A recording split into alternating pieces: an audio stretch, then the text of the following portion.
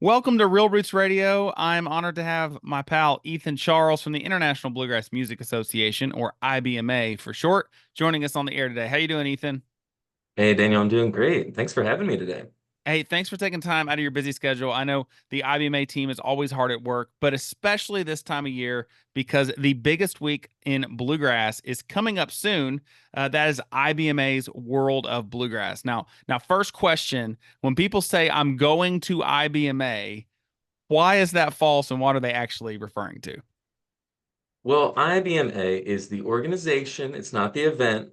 Now, granted, IBMA at this point has grown beyond the organization and it is really a huge community of bluegrass professionals and fans all over the world. By no means is it any sort of special exclusive club. Everyone's involved. We are happy to have you.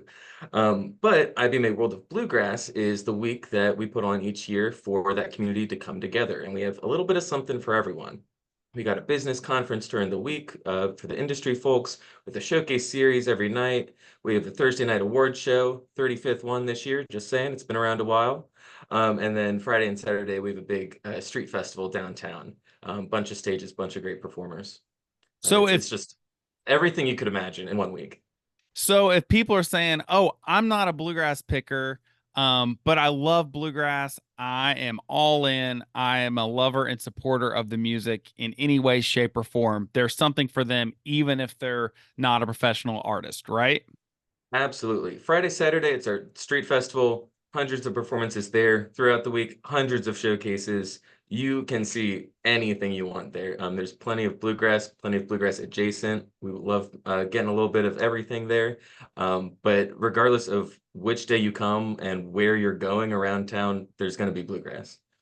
Now, for those that are professionals in the industry, no matter what hat they wear, and most of us wear more than one hat. I have a broadcaster hat, I have a industrial strength bluegrass festival hat, podcaster hat, journalist hat, and then of course all the pickers do so many different things in different realms as well. What are some things about the business conference that they should not miss, and why is it important to go to that? I mean, that's where you make all your connections. That's how you get into shows for the next year. That's how artists make connections with their labels, you know? That's where the magic happens to set you up for success for the other 364 days of the year. Definitely the gig fair is one of our premier events every year. It's an opportunity for artists to sit down and meet face to face with talent buyers in a speed dating format. And every year I hear from artists saying like, hey, that gig fair just booked me up for the next year. It's how people plan their summer tours. So don't miss that.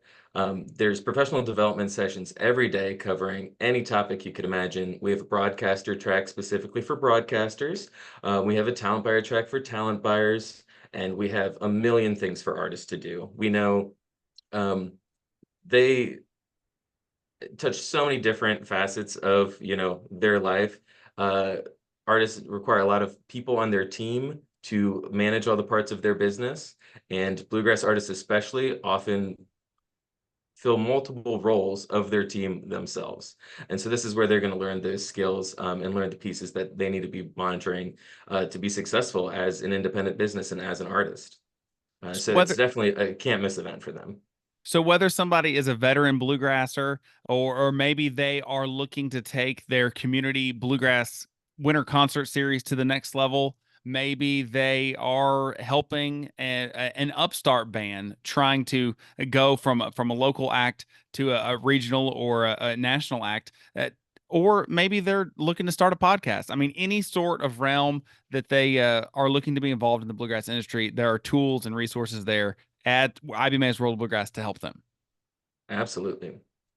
And this year, I'm super excited. We have a couple just great events going on. One of the things that have been super requested, and I'm super excited for us to offer, are financial planning one-on-one sessions with accredited financial professionals, where you can go in, you have 20, 30 minutes to sit down with a professional, talk about your financial situation, look at, whatever your values are in your life, aligning your, financial goals with them, whether you're looking at retirement plans, looking to buy a home, if you're just trying to wrangle all of your revenue streams together, that's going to be a really exciting opportunity for people to get some good help and good planning tools for them in their financial life. We also have the Black String Band Symposium this year, which is super exciting. It's presented in conjunction with the Banjo Gathering, and they're exploring Black contributions to bluegrass and traditional music in all sorts of ways. They're covering songwriting topics, luthier topics. They're putting on showcases. They have everything. And that's Thursday and Friday. So we have some content for the conference folks on Thursday. But if you're coming down for the Street Fest, we have a whole bunch on Friday as well. And now I know a marquee part of the World of Bluegrass Business Conference is the exhibit hall. What fun and mischief can folks get into in the exhibit hall? So much fun and mischief. I mean, you'll never see so many instruments in your life. If you're looking for a new instruments or just want to take a little bit of window shopping, there are hundreds and hundreds of different things you can try out. We also have plenty of events represented, so you can go talk to the people who are organizing those events. You have artists, you can go talk to them about what album they have out, what their showcases are doing that week. And we are packed full this year, so you will see a lot of people in that hall over a couple days, and that's where you really get to make a lot of those meaningful connections. I know the business conference kicks off with a great keynote address on Tuesday. Of course, there's Mhm. sessions all throughout the day on Tuesday, but that evening, it's kind of the unofficial kickoff is the keynote address. Who is the award-winning speaker this year? It is Becky Bullard. And she is giving us a keynote called A Year of Jubilee, Changing Our Conversations About Music and Mental Health. She has struggled a lot with her own mental health, and she's been very open about that. And so she is going to talk a little bit about her personal experiences and a lot about the stigma that surrounds mental health and why we need to keep talking about it because that's the only way that you can get rid of that stigma. And then right after the keynote is our official kickoff party at the Lincoln Theater with Sister Sadie and some special guests. So make sure you head right over there after the keynote is finished up. You mentioned the Lincoln Theater. That's one of many showcase venues around the city of Raleigh. Of course, all this fun's taking place in Raleigh, North Carolina. But between the convention center and then some sister showcase acts, sister showcase venues, I should say, across the city of Raleigh, there's a lot of great music that's going to be happening after hours every single night that week. Oh, absolutely. I mean, just the official showcases, we have 30 official showcase artists, 6 showcase venues, 4 being local Raleigh venues, 2 stages in the convention center. And that goes for 3 nights, Tuesday through Thursday, and that is just the official stuff. After hours, there are sponsored showcases, there are guerrilla showcases where people are just stopping in the hall and starting to play a set. The hotel suites are full of music. There are quite literally hundreds of performances happening every night of the week. It is insane. When it comes to the official showcase artists this year, who are a few of the acts that you have your eye on that might not be household names for folks, but that they definitely need to catch if they're going to be in Raleigh for World of Bluegrass at the end of September? Well, so first one is actually someone that hopefully everyone has heard of, which is Tony Trishka, because he's going to be featuring some of his new music off of Earl Jam, which are re basically recordings of Earl Scruggs jamming with John Hartford that Tony has taken, transcribed, and recorded for to share with everyone. They're recordings that no one's ever heard before, and it's just a really amazing project. So please make sure to catch him. As far as some other people, we also have High Bluegrass Orchestra, who is from Norway. They're an amazing group. They actually were a virtual showcase artist back in 2020 originally and have managed to come over a few times now. But they're amazing. They have anywhere between like 8 and 13 people at any time. So you have a very traditional bluegrass band at the core of it, but then you might have an accordion on one song that gets a little zesty sometimes, but they're a lot of fun. We also have Johnny and the Yoo-Hoos traveling all the way from Germany. They are our International Band Performance Grant recipient this year. So they're going to come over, have some showcases throughout the week, and then they'll be returning next summer to do a tour across a few different festivals. And of course, I have to mention Twisted Pine. They're just a personal favorite of mine. I'm a flute player. they have a flute player, but they have a great, like almost jazz grass kind of sound that it's just really neat to listen to. And Dan Bui, the mandolin player for them, is incredible. He's He's just, spunky. oh, very spunky. Yeah. Well, you introduced me to Twisted Pine at Merle Fest earlier this year, and I Mhm. must say we had some company over a few weekends ago, and I put on a Twisted Pine vinyl LP that I'd got after seeing their performance at Merle Fest, and my the friends that were over were like, I like this. What is this? Oh yeah. Fine, they're super cool. Yeah, they're killer. Awesome. World of Bluegrass has so much going on. It takes place Tuesday, September the 24th, runs through Saturday, September the 28th. You mentioned the street festival and the music festival. It takes place that Friday and Saturday, September 27th and 28th. Who are some of the top names and who are some of the hidden gems that folks can see during the street festival? Yeah. Well, definitely who I'm most excited about is Sierra Farrell. She's Woohoo! headlining our yeah, she's headlining the main stage on Friday night. She's gonna be killer. Definitely check her out. Other than that, on the main stage, I'm really excited that Crying Uncle, just some young boys, I mean, they're probably college age now, but they grew up in our Kids on Bluegrass program, so I still think of them as, 14 years old, and they're absolutely amazing. I'm so proud that they've gotten on the main stage at this point. Steep Canyon Rangers is going to be there with special guest Tatham County Line. We have Amethyst Kia, Sierra Hall. We have on the street stages, we have Wyatt Ellis, we have Laurie Lewis, we have Kathy Fink and Marcy Markser, we have Country Current, the U.S. Navy Band. We really have a bit of everything going on. We also have the international stage this year, which started last year but has expanded this year to encompass 4 days of performances. So there'll be performing every time the exhibit hall is open, so Wednesday and Thursday during the conference, and Friday and Saturday during the festival.